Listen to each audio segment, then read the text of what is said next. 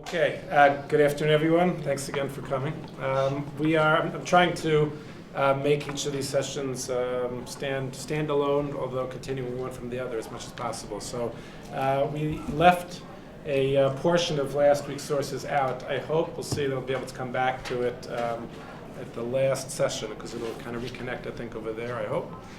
What I wanted to focus on today is, as it says on the top, redistribution and equality. I want to talk a little bit, just by way of introduction, of where I'm coming from.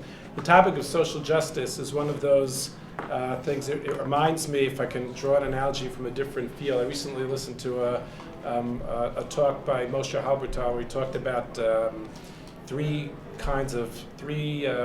ways in which people have faith in the world, and he distinguished. This is very much not our topic. He talked about believing that, sometimes belief is a proposition, and I believe a certain thing is true.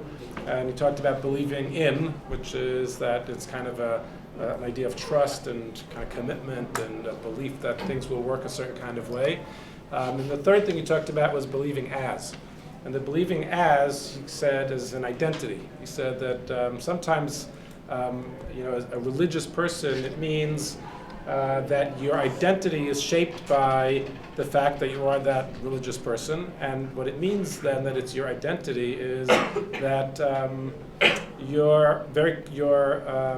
you do the things and believe in the principles and shape your life as somebody who has that kind of identity. And what happens when you have an identity is that you are committed to the things that reflect that identity to the point that no matter what happens, even if there are questions on it, you got to figure out how to resolve those questions, be able to make it work. So if I can kind of take that last idea and transfer it to an issue of social justice, it's fair to say that social justice in our climate is kind of an identity. It's like for people who believe you believe in social justice, or you don't believe in social justice. And what it means to believe in social justice is that there are certain principles that you follow, that you're committed to, and if you don't, then you don't believe in them. And I'm saying this in this instance as a negative. It's meaning that you're very often there are strong positive sides to that, which are that this is who I am, and I actually believe in this as a religious believing Jew. So I believe in Hashgacha Pratis and divine providence.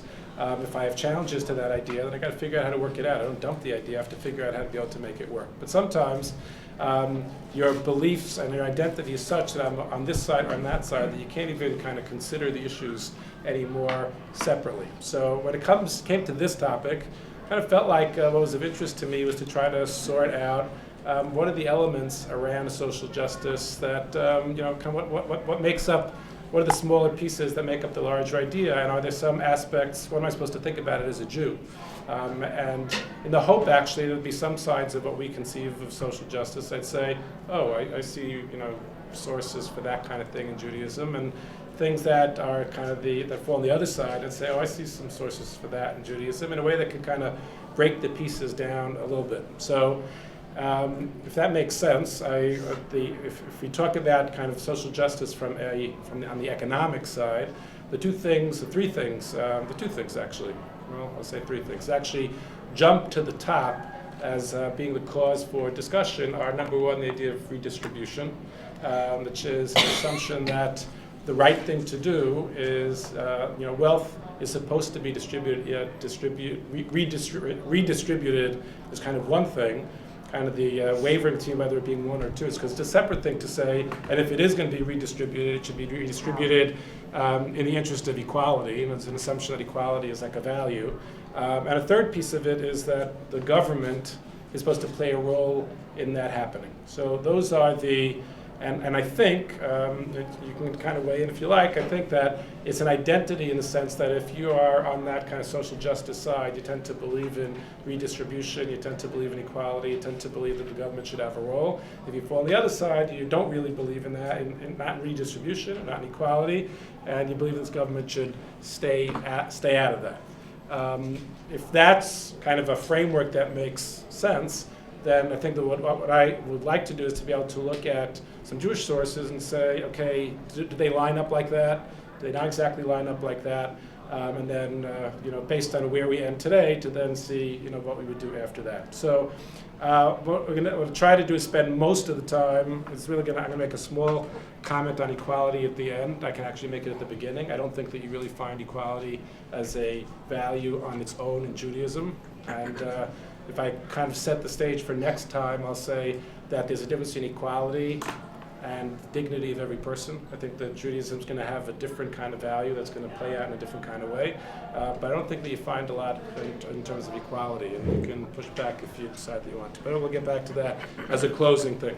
What I do want to talk about is redistribution more and the role of government. So the way that I kind of like to break this down is to the first side of the sheet. This is not by the first side of the sheet is focused on the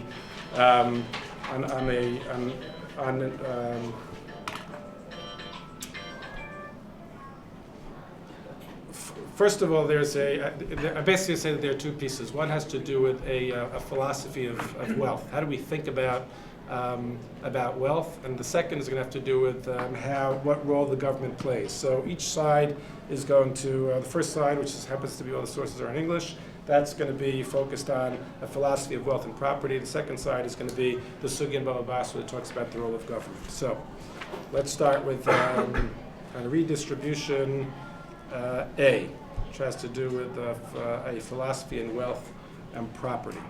So if I asked you to consider whether Judaism has an idea of, does it assume that wealth should be what's the reason to say that wealth should be redistributed, and what would be the reason to say that wealth should not be redistributed? So you want to redistribute wealth to help people who are less fortunate. You don't want to redistribute wealth if you believe that people have rights. If private property and ownership is a value in its own right, then that's a reason to say no. We shouldn't redistribute. Caring for other people, charity is a reason to say yes, we would redistribute. So what we're going to do is look at if I took the redistribution side first. Can you point to places where Judaism believes in something like that? Can I just ask a question?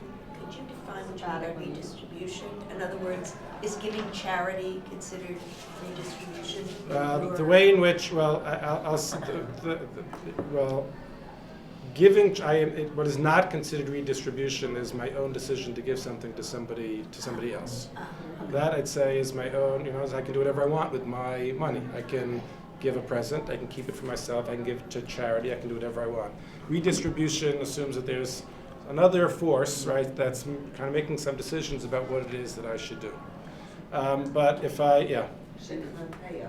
So the first kinds of things that would come to mind are agricultural kinds of mitzvot that you find in the Torah. Peah, Leket, Shikha, and Peah, Shemitah, Yovel, right? Those are kind of the basic things. If there are others, you can raise them in a second, but I feel like those are the ones I would imagine would come up. What's the idea there? I've worked the field. I've produced whatever it is that I've produced. I have an obligation to do certain things. Leket, Shikha, Peah means a portion has to be whatever the circumstances of each of those mitzvot. You have to give to the poor. Shemitah and Yovel, so we'll hold the thought, right? And I'm only asking what your first associations are. Does Judaism believe in it? And I think that that's kind of the point is that called redistribution? So you should kind of hold that in terms of our thinking about it. There's not a question that if you ask somebody who is a social justice advocate, is this a Jewish value? Yeah. Where do you see something like that? Peah. I think that that's kind of a natural thing. Part of what I'd like for us to do is to kind of think about that. So is that really an example? What about Shemitah and Yovel? So what happens with Yovel? Well, Shemitah and Yovel have different, what's the basic law of Shemitah, forgetting about the fallow, land lying fallow and all that goes with that. Well, I mean, part of it is what happens to the produce of that year. It's public for everybody to take from. What happens to the debts of that year? They're canceled. That's kind of that's a redistribution of this is something like that of sorts that's being foisted upon you.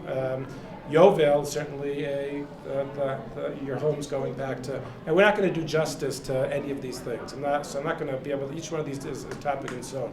The question I get to start thinking about, right, is are those things sources? In what ways are those sources for this idea, and what ways do they not exactly work? But, yeah. Even when they came into the land and the land was supposed to be distributed, I thought it was supposed to be distributed basically equally.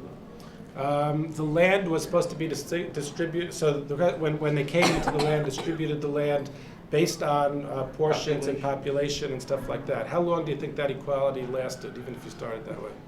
Well, at least till the first Yovel, if somebody sold their property, they would go back to the original owner. Well, if you have numbers of, if you think of it playing out, the numbers of kids that families have, and so you have your portion, I'm not sure, and you can kind of give it, it'll return to your kind of family plot.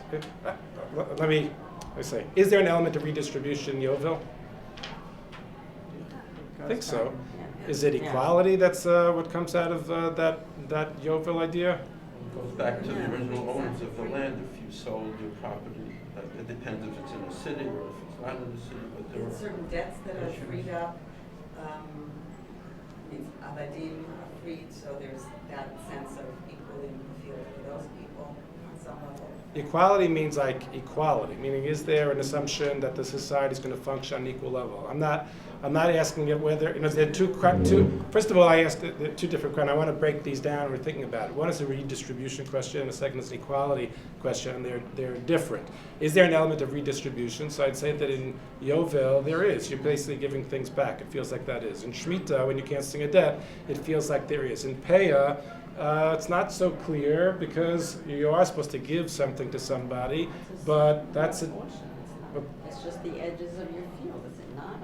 Oh, before you didn't say it was a matter of the amount. Before you were saying it's more as a matter of that's my decision, my action to give to somebody else. Is that really called redistribution? That's its own kind of question. Are you talking about something that you do, or are you talking about a concept? Because I was saying the concept of that you don't own the land, that the land belongs to God, is immediately addresses the question of possession.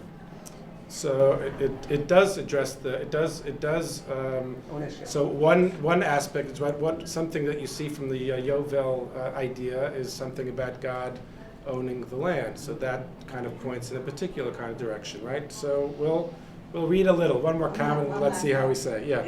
We are obligated to such charity that we give may not be part of this redistribution, but we are obligated to give 1/10 of what we own to Tzedakah. So I don't know if that falls into redistribution, but it is an obligation that means sharing of your wealth. It doesn't mean you become this. But everyone is required to give 1/10. Right. Rich or poor, doesn't matter. That's good. Yeah, and the other point is whether so let's Everybody gave the chatzi shekel. Yeah, but that's very different. It doesn't mean any time you're giving something to somebody, that's called the redistributive kind of idea. So here, let me just tell you what, and you can make the one point. This is just kind of a setting, putting forward a couple of questions, and what I want to do is to read two perspectives basically on the nature of wealth. I'm gonna have to say actually one more point before we read it, but I think someone alluded to this, but the idea of redistribution is always a matter of degree. It's not an absolute. It's a matter of degree, because you run into the whole issue, as we started to allude to last time, of is tzedakah, is chesed, and how do we differentiate those from, let's call social justice, whatever term we want to use. Is it the same thing? right? Because we're going to have different opinions. My opinion is it's not the same thing. Tzedakah is not a redistribution. Tzedakah is a requirement upon us to help the poor, which is there's always going to be poor. We help them. It's a matter of degree. So leket, pay, etc. is you have to get something. It might be minuscule.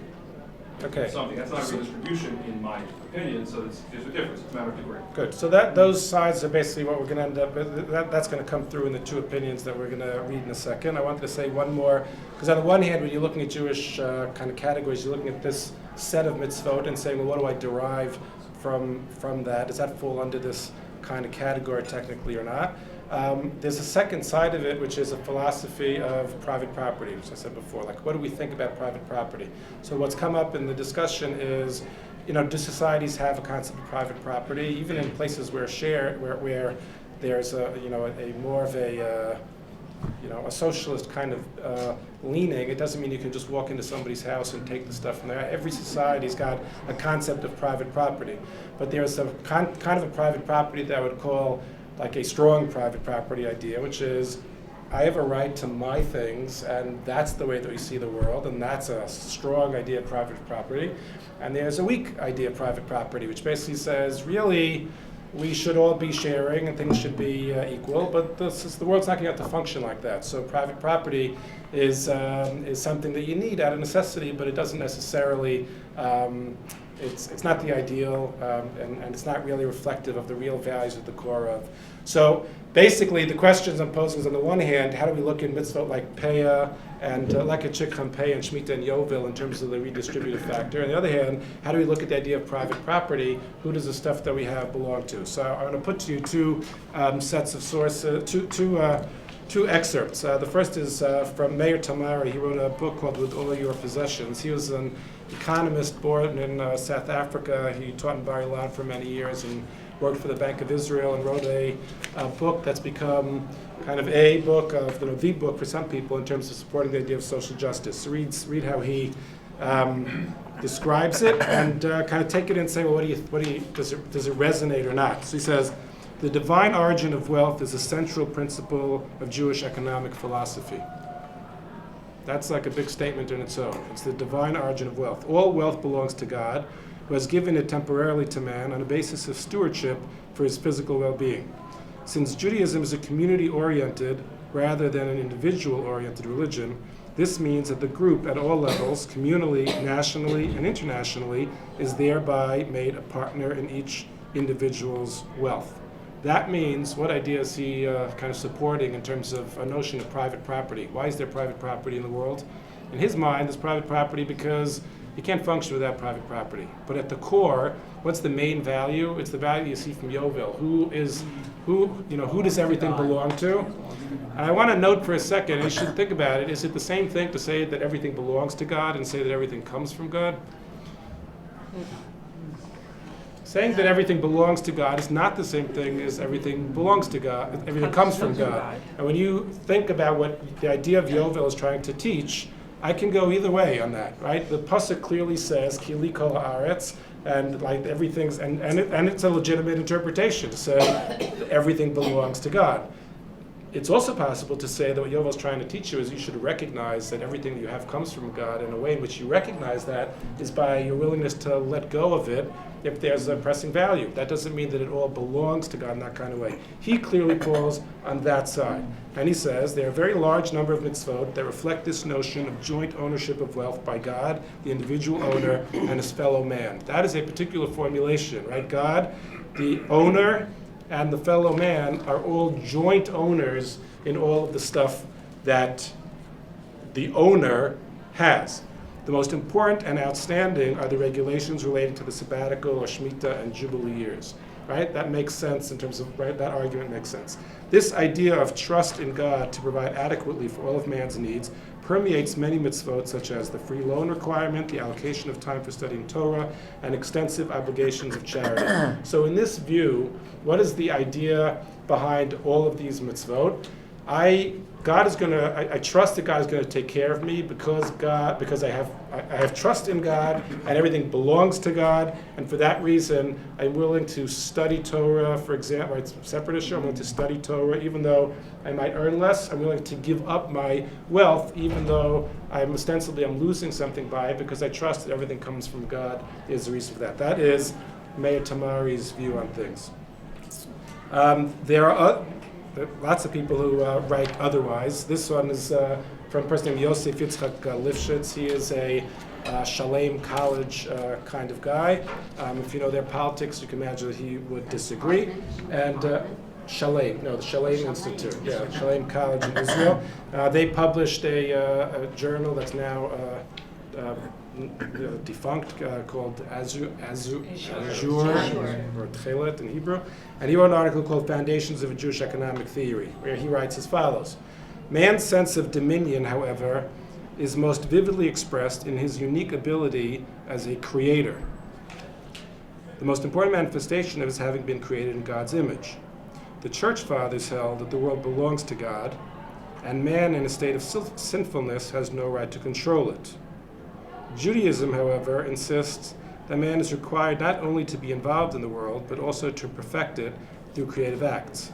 According to Judaism, man's creative development of the world is the ultimate expression of his unique status. Now, first of all, the idea is that what it means to be created b'tselem Elokim means that you recognize the power to be creative in the way that God is creative. Why are there things, all the things that we have in the world are opportunities for us to be able to take what God has given us in order to be creative.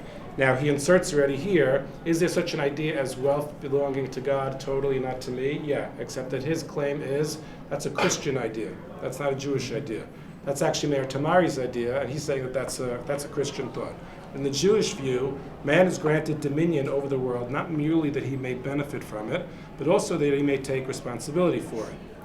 The legal understanding of property in Judaism is therefore only one part of a broader conception of the role of man in the world, one that plays itself out as well in his duty to care for those in need through the commandments of charity. What is the argument that he's making here? How does it differ from before? Well, what's his view of private property? It's yours. And you It's have a much to stronger defend. view of private property, which means the stuff that I have is mine. Well, what about all the noble values that Judaism is teaching you? What's that?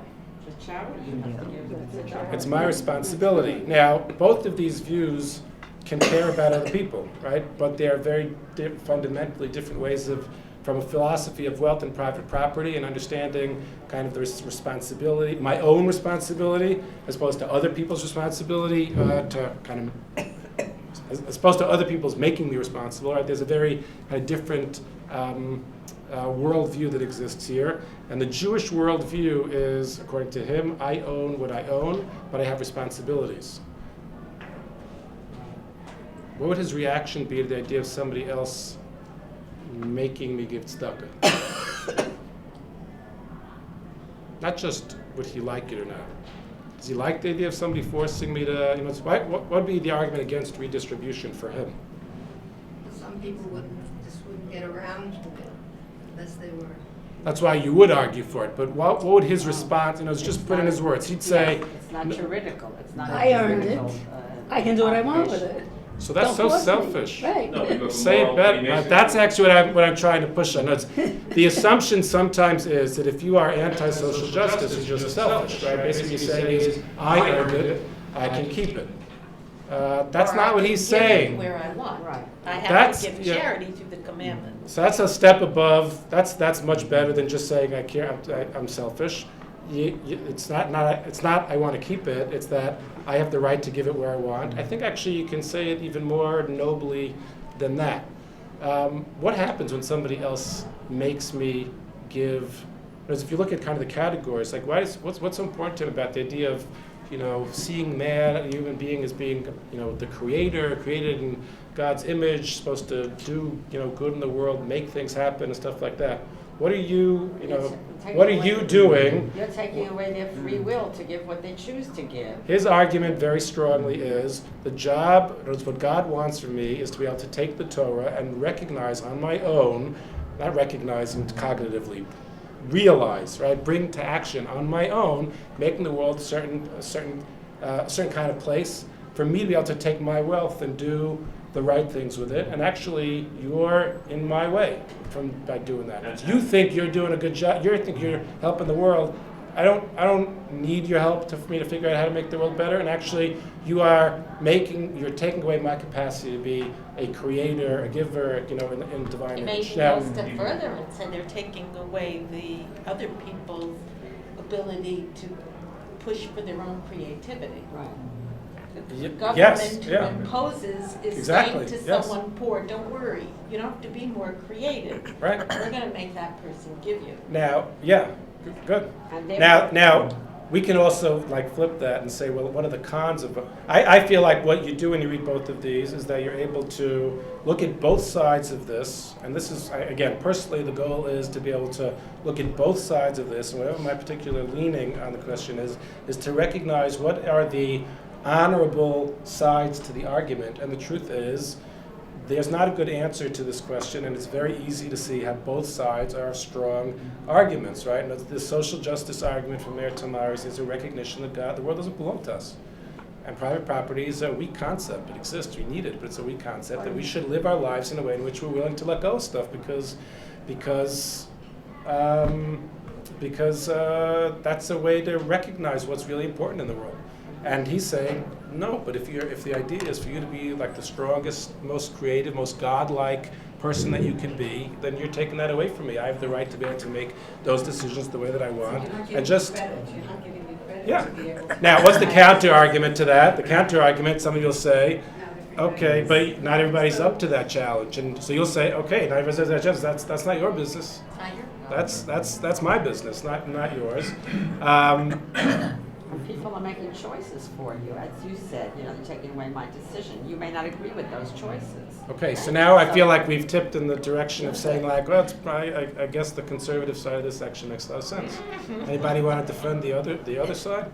What do you think about, I'm actually curious as to what people think about Meir Tamari's kind of worldview, like that philosophy, that idea that the world doesn't belong to us in that way. It didn't work in Russia. Well, in Russia, that's going to get to the next thing. What didn't work in Russia? The whole concept of It's a different idea. That's why I think it's very important to break it down into its pieces. What's the part that didn't work in Russia is going to be more relevant to the other side of the page than on this side of the page. Because what the truth is that what Meir Tamari is arguing for maybe it's not so. He's saying like, well, I don't know. Meaning you can believe that the world is godlike, and you can. It doesn't necessarily involve government, I guess. What I'm saying, but you can have a community of people that actually think that, and that's the way they're going to act. For example, if I just look at the last three quotes in it's true that Christians believe that side of the argument very strongly. Just three quotes. I'm no New Testament Bucky, but these are just famous quotes. Blessed are you poor, for yours is the kingdom of heaven. First of all, that's just a worthwhile quote note in terms of the kind of philosophy of poverty. The reason why why is it in Christianity that the poor are blessed, and why is the kingdom of heaven theirs? Well, for the next quote, if you would be perfect, go sell all that you have and give to the poor, and follow me. Meaning, this is kind of it's like an interesting thing. It's like if you're poor, that's a great thing. If you're rich, you should sell all your things, give to the poor. But then they won't be poor. I kind of think that they never thought that was going to be the problem. All right, And then lastly, it says, "It is for a camel to go through the eye of a needle than for a rich." It is easier. Yeah, I typed the copy and left it out. It is easier for a camel to go through the eye of a needle than for a rich man to enter into the kingdom of God. The kind of idea that you find in Christianity very strongly is that material wealth is corruption, and you got to get rid of it. Now, is that the same thing as Meir Tamari? No. Not either. No, So, no. on the other hand, right, for Lifshitz to say that kind of idea is a Christian idea, well, not exactly either, right? So.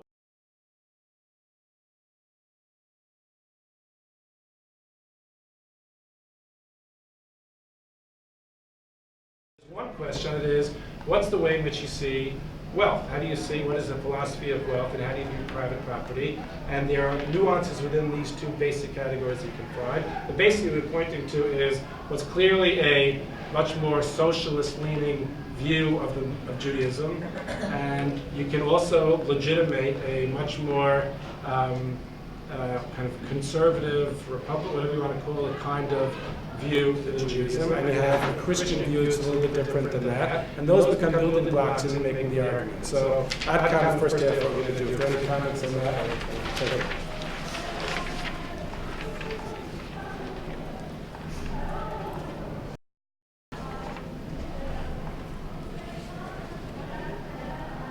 Okay.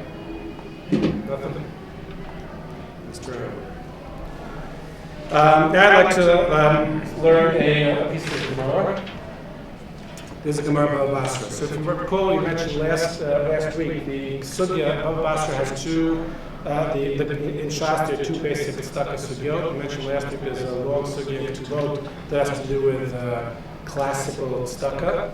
The Sugya Bava Basra, the Sugya Bava Basra is talking about a communal obligation of tzedakah, which we saw in the introductory. The Mishnah that this sugya is talking about has to do with building security for complexes and for cities. And then the Gemara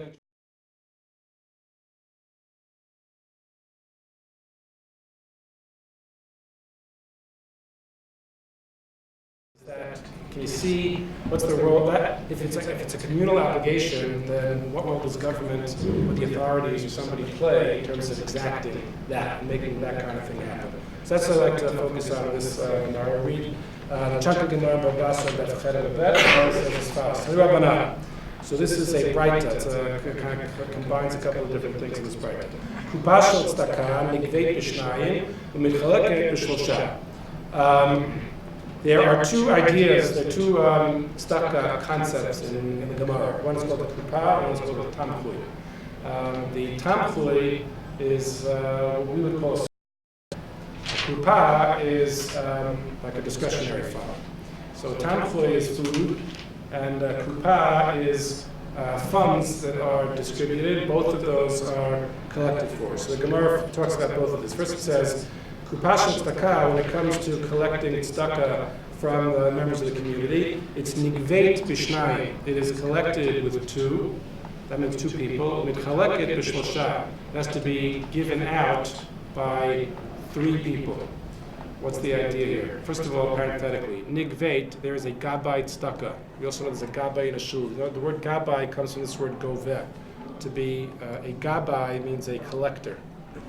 So we know Gabbai from being a Gabbai in a shul, right? But a Gabbai is the person who is collecting the food, collecting the money in order to distribute it. So what's your assumption? Nigveit b'shna, why is it collected with two? Why is it distributed with three? It's like checks and balances. Just make sure people are honest. So the Gemara gives it a little bit loftier thing. Gemara says, although there's certainly got to be that element too. Nigveit b'shnayim, she'ein osin srarot ala tzibur pachot mishnayim. What is a srara? Srara is a position of authority. So position of authority comes in twos. What does that mean? Or at least two. Exactly. People are always signing off on a check. Yeah, it's something like that. I mean, Checks and balances. President, Vice President, there is, right, meaning, yes, it is, it's for sure that, I mean that, I just want to note, because the Gemara is going to pick up on the significance of that is, when do you need those checks and balances? When there's power that comes with something, that's when you need checks and balances. So the idea of srara is that tzedakah collection is a power position, and because it's a power position, you need to have at least two people. Why is it distributed with three? Mitchaleket b'shlosha. Well, three always reminiscent of a Beit Din. So kedinei mamanos. It's considered a civil case almost, which I wonder what you think of that. The distribution of tzedakah, to compare it to a Beit Din, suggests that in the same way that courts will make decisions in legal cases, the decision as to how to distribute tzedakah is also a legal decision in a different but similar enough kind of way. Does that make sense? Related to Tzedek, justice. Yeah, right. Correct. Right. So that's what's for sure happening here. Right. We're talking about making official decision. Right. That's kind of on that border. Yeah. What about a rabbi's discretionary fund, where he can make a decision? So then you don't have shnayim, you don't have two, you don't have three. He makes the decision. Yeah. I think the difference. I don't really know the answer to that question. I mean, I don't know how they function practically, and I'm not sure whether it's. Sorry? What mumchen in a Beit Din is? One mumchen in a Beit Din can work, yeah. It's it might be like that, I'm not sure. Tamchui, so now here it comes to the food. Nigveit b'shlosha u'mitchaleket b'shlosha, it's collected with three and divided up with three. Shegibuya v'chaluka shavim, because collecting there and distributing is the same. This I'm not going to focus too much on. Tamchui b'chol yom. This is just to give you a vibe of the rhythm of how it worked in communities at times of the Gemara. Tamchui b'chol yom. Food gets boiled, so you collect food every day and distribute the food every day.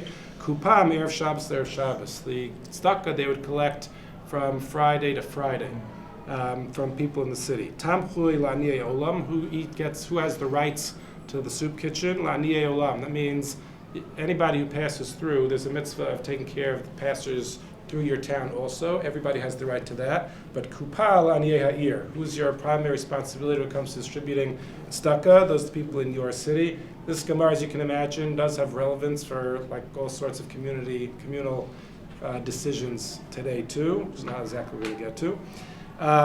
Now, v'rashayim b'nei ha'ir lasot kupa tamchui v'tamchui kupa.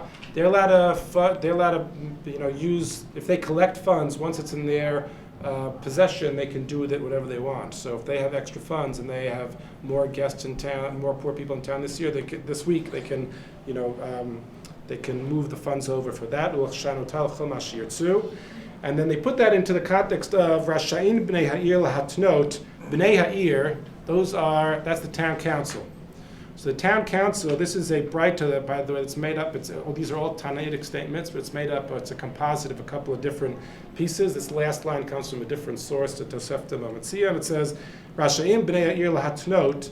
The town council has the right to establish rules regarding midot. That's measurements, and this is kind of in the market. She'arim, or they can set prices. Aschar po'alim, that's labor. Ulahasiya al kitzatan, and they can also fine people who break the rules. Now, what do you make of the fact that this line is tacked on the tail end of the whole breita that's before that? What's trying to be communicated here? Can you just repeat what it says actually? Yeah, The categories are Bnei Ha'ir can lahatnot. They can set the rule for midot. That's measurements. That means making sure the scales are working properly, and what the systems are to make that work. Sha'arim has to do with setting the prices for things. Right? Schar po'alim, minimum wage would be the things that we're thinking about.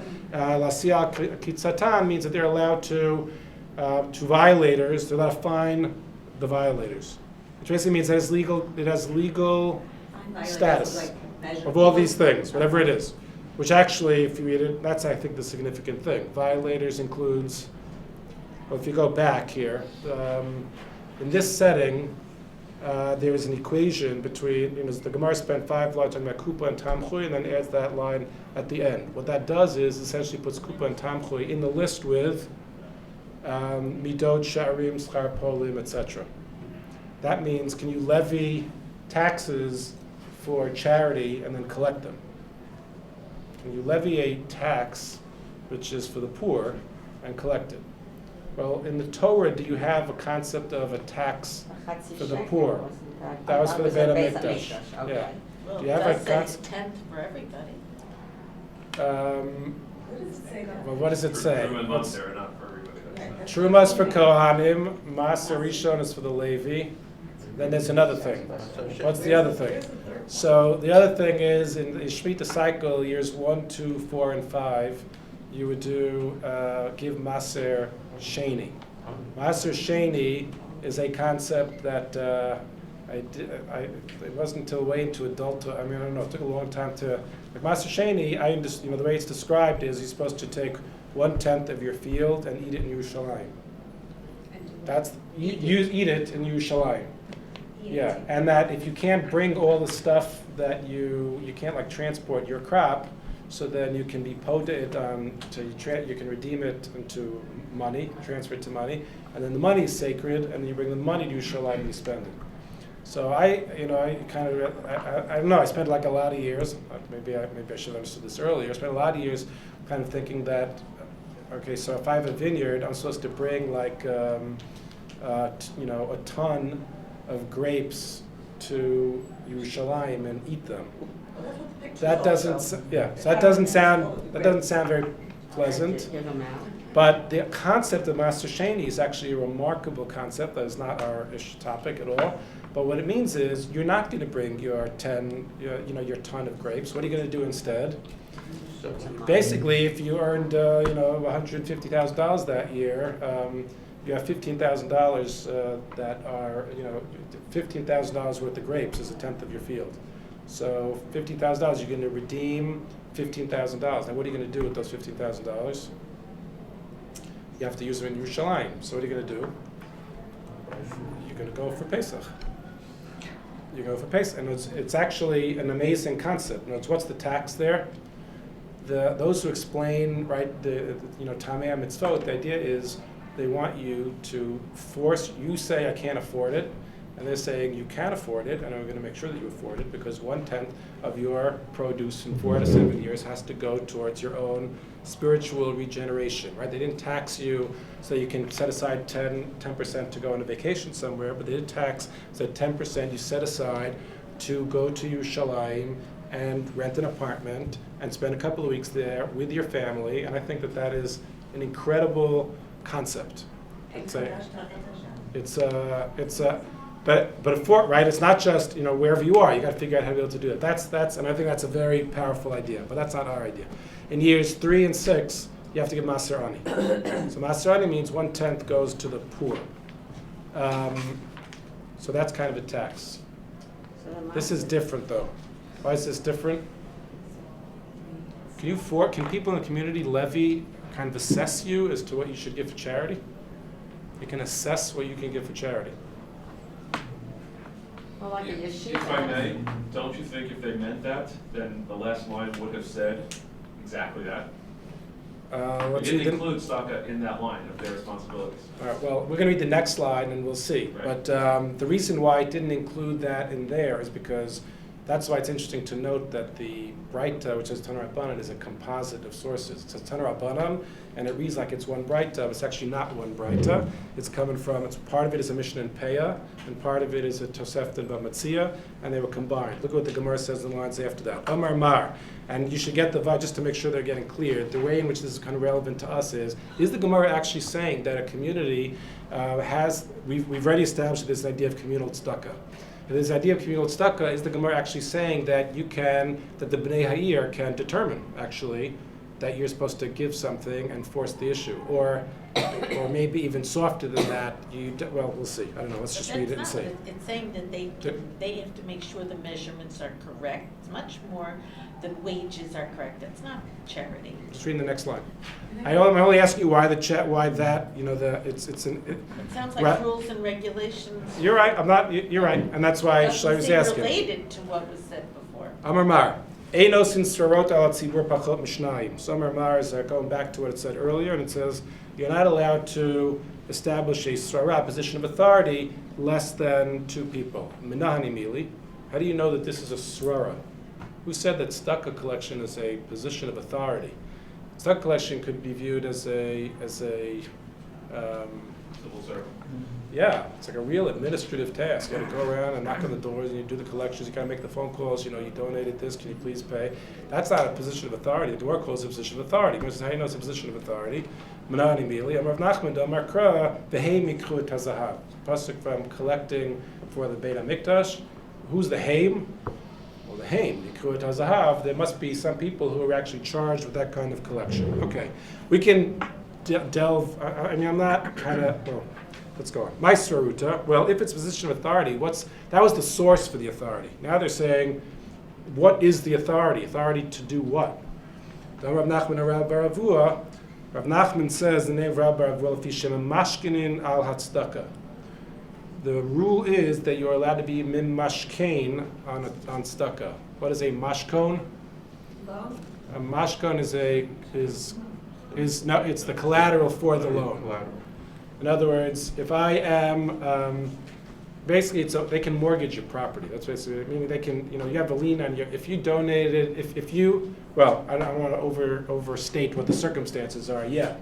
What it's saying is that if there is tzedakah to be given, let's say either because they've assessed it or because you've committed to it, they can be mimashkein al tzedakah. They're allowed to take stuff of yours against your will, collect afil be'erev Shabbos, even if it's right before Shabbos. That means that even if it's the wrong time, if you need the thing, whatever it is, you're allowed to be a mashkein al tzedakah.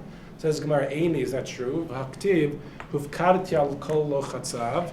The pasuk says that I'm going to get back at kol lo chatzav. Lachatz is pressure.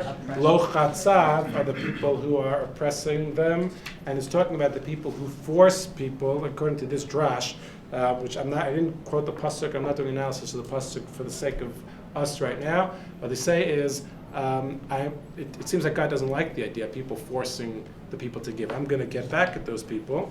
Not only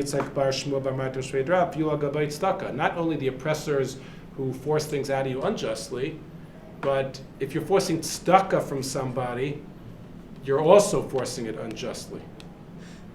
So this is the question the Gemara is setting up, because what did the first line say? Why is it called a srara? Why is it an authority? Mimashkin al tzedakah. What's the question? The question is, from this pasuk they assumed that would be unjust coercion. You can't force somebody to give tzedakah. I feel like about tzedakah. Gemara says lo kasha. It's not a question. Had de amid, had de lo amid. Amid means wealthy. This is a very subjective thing, as you can imagine. I mean, it's open, subject to a lot of possible interpretation. Gemara, what's the conclusion of had de amid, had de lo amid? I mean, how does the Gemara answer the question? What's it trying to say? Rich or poor, you can't force a person. No, wait. Ha means this one. Remember, there are two statements. One statement that said "B'mashkinin al tzedakah." One statement that says you can't force somebody that's oppressive to force somebody to give tzedakah. How do you reconcile these two statements? I will put to the side, right? It's possible. The Gemara could have said it's a machlokes. The Gemara doesn't say these are two opinions. The Gemara is interested in reconciling these two opinions. How does the Gemara reconcile these two opinions? Had amid, had lo amid. What's the answer? The mashkan, you can force a mashkan on a rich person, but not on a poor person. You can force a mashkon on a rich person, but not a poor person. You can coerce. Now, what's called rich and what's called poor? That then becomes the topic of Rishonim to sort out. Like, how do you apply this in real life? It also Yes. means the poor person has to give tzedakah too. The poor person for sure has to give tzedakah. We're going to get back to that because that's going to be very important for what the purpose of the dignity aspect of what we're talking about. 100%. So can I just get this into like the context of like a really happening circumstance? So we're talking about in which times now? In times of the Sanhedrin? I mean, who has to officiate at these things? People who are part of the Sanhedrin? Or when could this realistically happen? That someone could actually require you to show your books so that you could show what your income is, so that you can be assessed by some officialdom about how much tzedakah you're supposed to give. But this is for sure talking about a va'ad ha'ir in any time where you are functioning with a real regular va'ad ha'ir. We're going to see a tshuva on the bottom. In Europe, where they had Jewish communal... I'm not making any claim about what actually happened in history and when they were able to do that, and that's another question. This is because, right, the historical question is its own question, right? I actually don't know. I don't know the answer to the thing. But there's no question this doesn't require Sanhedrin, that's how it's talking about. And you find Shuvos of the Rishonim that are talking about what happens if somebody, there's one on the bottom of the page here. Somebody says, well, I don't want to give tzedakah. Is he obligated to give the tzedakah? And the tshuva around Rotberg is, yes, he's actually obligated to give the tzedakah. I don't know from the tshuva how much tzedakah, what's he talking about, and who levied it, and did he don't? I don't know what the circumstances are, but there's certainly a coercive side to what's being raised here. Just one last thing. So I'm not sure how this would play out in terms of actually being forced someone to give something they don't want to give, but what ramifications would it have on their role or their status in the community if they didn't participate? Yeah, that's part of why I'm coming back to, and that's why they brought the last line in that Braita, where it says, "Rasiya al kitzata." You have a right to react. That's what it's getting at. You see, and the answer to Shlomi's question is, why didn't the Gemara say that? The Gemara didn't say it because the Talmudic source didn't say it. The Gemara is set up to be making that point. It says, "This is a srara, just like other sraras." Then the Gemara says, well, what's srara like about it? Well, you can force somebody to give the tzedakah. Really, isn't that inappropriate? Well, if the guy can do it, he can do it. And then he quotes a story. And the story is that Rav actually forced Nassim Barami. He took 400 zuz from him. Says, you got to pay. What are the circumstances? Don't know. How do you interpret, what does that mean in act? I don't know.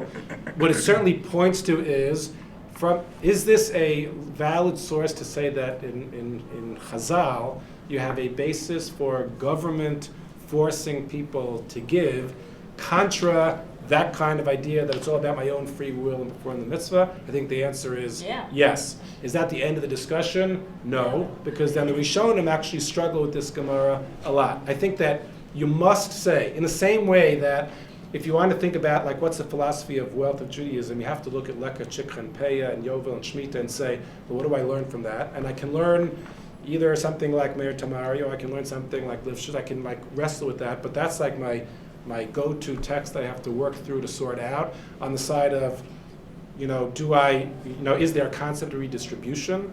When it comes to does government have a role, this has to be the go-to text, because the Gemara is definitely saying something about this, ostensibly saying that there is some room for this. The next thing that I want to do in our last, what do I have? 7 minutes or so, is there's a Tosafot which I'm going to skip, and I actually want to do a machlokes between the Ktsot Tachosha, a famous Ktsot, which is a famous Achron on the Gemara, which I like to focus on in terms of, you see how then Rishonim try to say, well, how do you interpret exactly what this Gemara means? We'll get to in a second, yes. I was just going to say that because of the previous sentences about human nature, saying how you have to have checks and balances. Yeah. So it would definitely lead you to believe that you could. You need to push people because push you can't people rely on because their you can't- own. Right, on their goodness and their. Yes. And Integrity. Their Right. integrity and their Right, good which I judgment. would ask you, which would be a question for those of you who lean towards the kind of conservative side of the argument, where, the Lifshitz side of the argument, is there a role for government in making sure, is there a role for others, forget government for a second, is there a role for others in making sure that you do what the right thing is? I'm supposed to do the right thing, but sometimes it's somebody to push me to do the right thing. Is there such a role? Now, the best that we're going to do off of this Gemara, what I'd like to basically point to you is, because I think it's a relevant machlokes, is this the Ktsot then comments. There's a whole discussion about what to make of this Gemara. What's he really trying to say? And how should I do this? I'm going to do it as follows.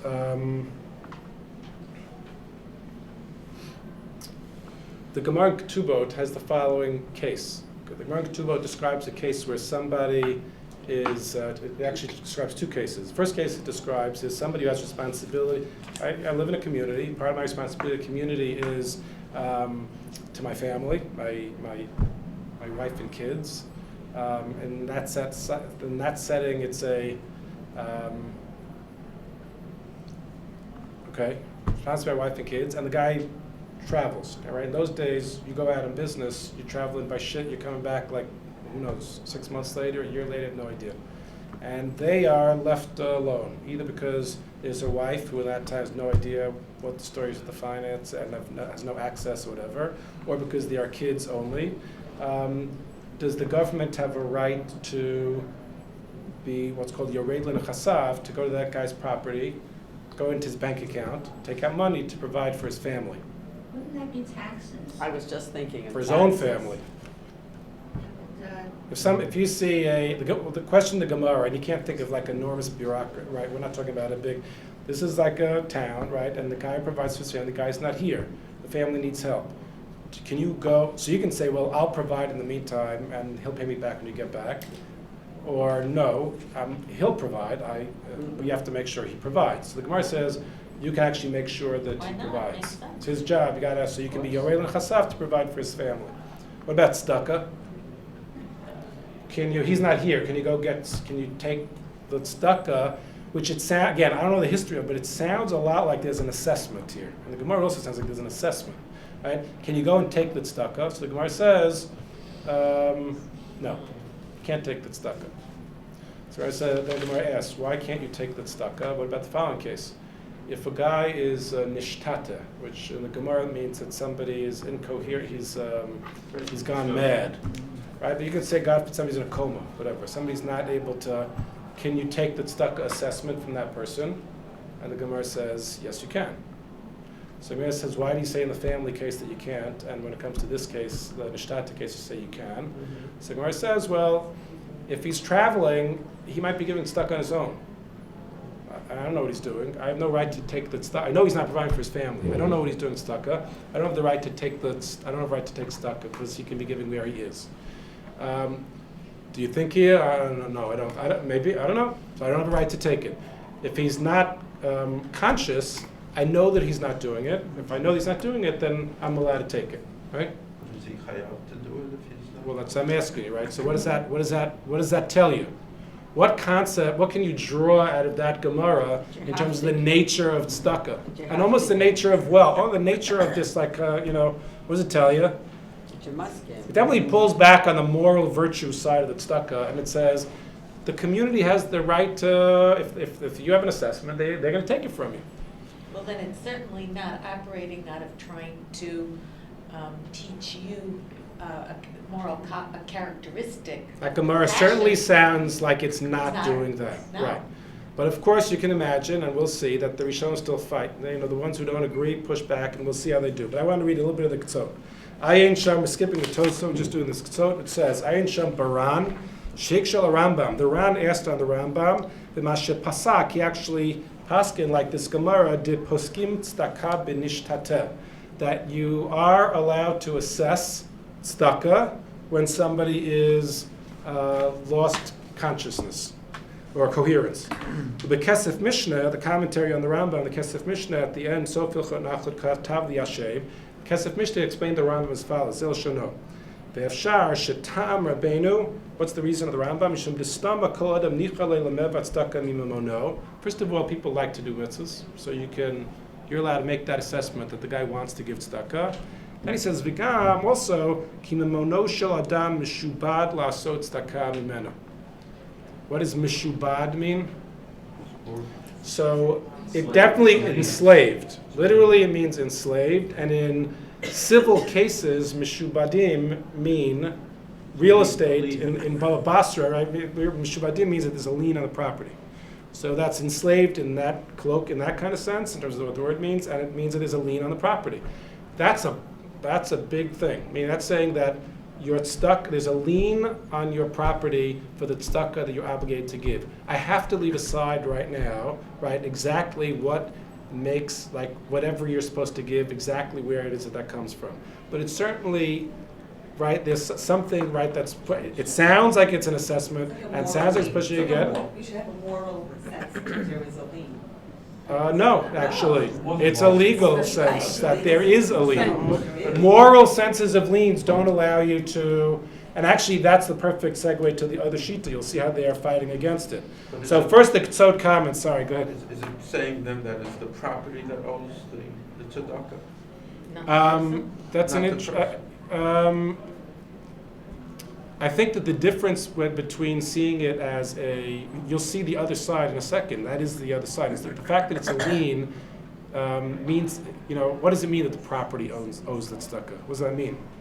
What it probably means is it's not about being a moral virtue. It's about who owns this stuff. The tzedakah is owned by somebody else. That tzedakah is owned by somebody else. I'll ask you the following question, and this is a classic Achron kind of question. What happens if a poor person sneaks into the house of somebody who is resistant and steals his tzedakah? What about if somebody walks into the house of a poor person and steals his tzedakah? Because remember, the tzedakah obligation remains on all.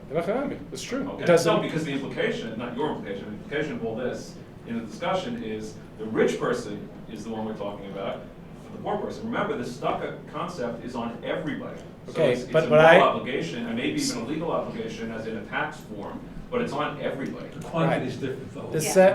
Well, that doesn't matter. That doesn't matter. You're right, but what I think I'm going to argue, what I'm trying to get to the point that I believe is that the fact that the things that you're pointing to ultimately are going to point to the fact that this is not it's not really an economic issue, and it's a different kind of issue.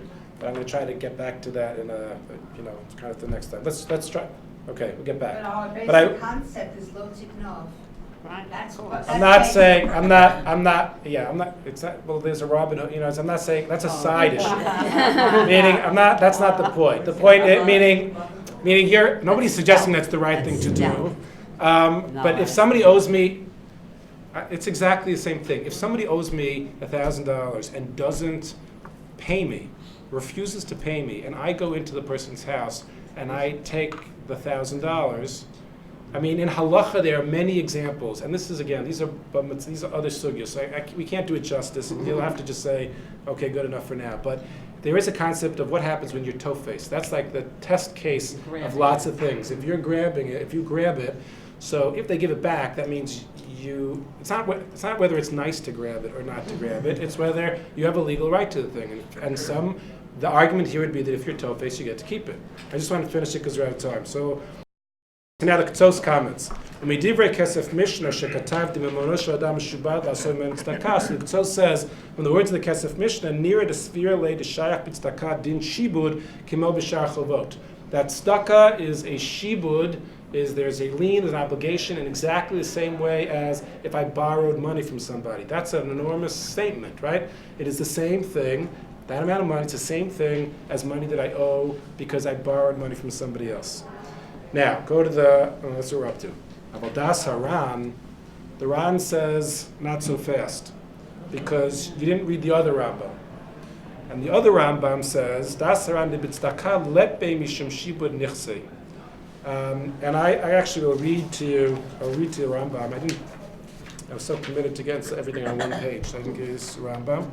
The Rambam says like that, Misha Eino wrote, listen carefully to this Rambam in Matnos Aniyim. It says, Misha Eino wrote litain tzedakah, or she'itain ma'at mima shera'ui lo. If somebody doesn't want to give, or is giving less than what he's supposed to give, Beit Din kofimoto. Beit Din's not forcing. They're paskening this Gemara. Achi tein masha amduhu litain. If there was any doubt before, it's clear the Rambam is saying, until he gives, not what he wants to give, but what they have determined that he should give. V'yordim l'nechasav b'fanav. And you are allowed to be yored l'nechasav, you're allowed to go take his property, b'fanav, in front of him. V'lokchim mehen masher lo litain. And you can take lokchim mehen masher lo litain. You're allowed to take what is appropriate for him to give. Now the Ran is a careful reader of the Rambam, and he says, what the Rambam say? Are you allowed to collect? Are you allowed to be mashkeh? And the answer is yes. When? B'fanav. Right in front of him. What difference does that make? You can't do that behind his back. Why not? I What difference does that make? In front of him. Yeah, in front of How him. do you do it? So in other words, Then he's learning. this is a modifier on the Gemara that's enormously significant, actually. The Gemara says, He's learning. are you allowed to be kofeh on tzedakah? Yes. The Rambam's word, according to this, other Rishonim said also, you are allowed to be kofeh, but only b'fanav.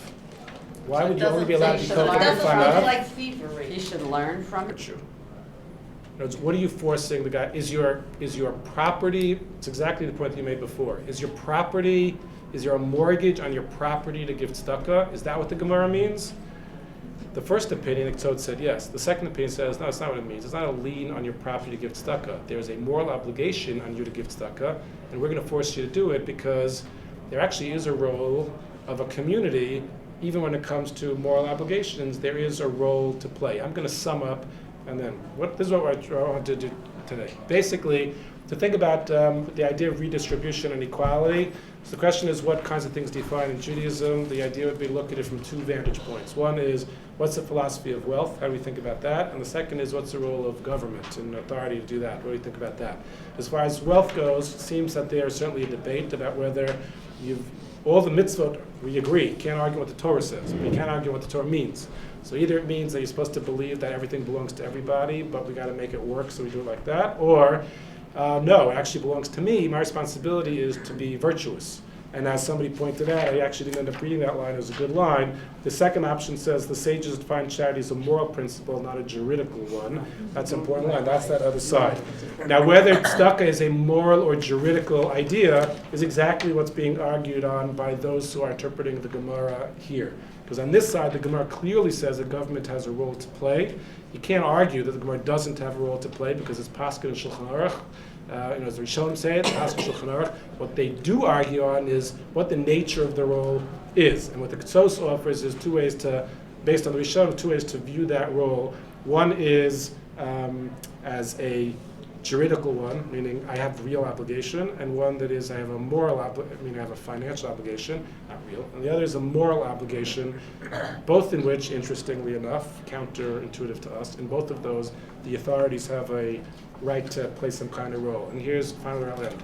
So then, when it comes to redistribution and equality, where do I think that Judaism kind of stands? I would say that I don't think that you find anything about equality. I think you have a very hard time arguing that there's real equality.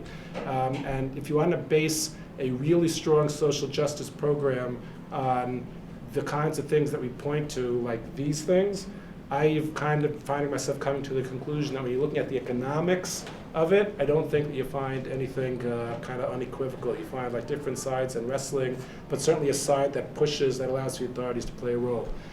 What I want to do next time is I think that the idea of human dignity is a different angle with lots of nafkaminas. So you're talking about a philosophy, I want to check whether this makes sense for you.